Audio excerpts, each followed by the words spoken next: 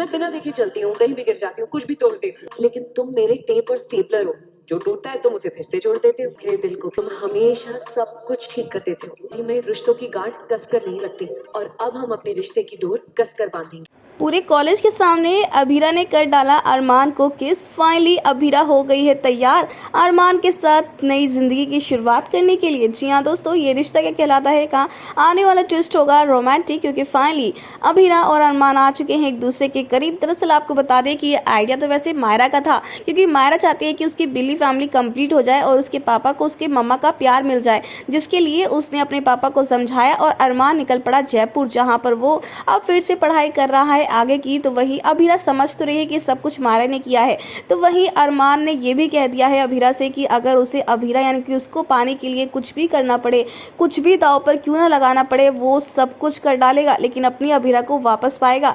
अब भाई अभीरा और अरमान एक दूसरे के लिए बने हैं, एक दूसरे से इतना प्यार करते हैं, लेकिन बार बार इनके बीच में गलतफहमियां आती हैं। कोई तीसरा इंसान आता है, जिसके चलते अरमान और अभीरा का रिश्ता हिल जाता है, टूट जाता है, बिखर जाता है और विश्वास टगमगा जाता है। लेकिन अभीरा ने अरमान का साथ कभी नहीं छोड़ा।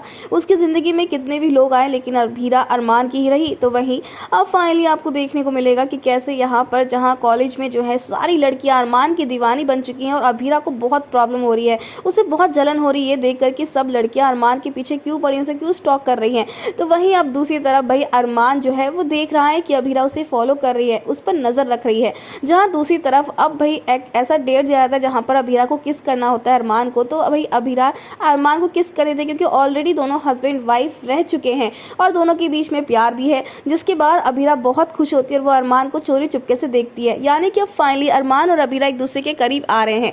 तो वहीं अब अभीरा को प्रपोज करता हुआ अरमान नजर आने वाला है और यहाँ पर अभीरा अरमान के इस प्रपोजल को एक्सेप्ट भी करेगी खुशी खुशी, और फाइनली वो अरमान को गले से लगा लेगी।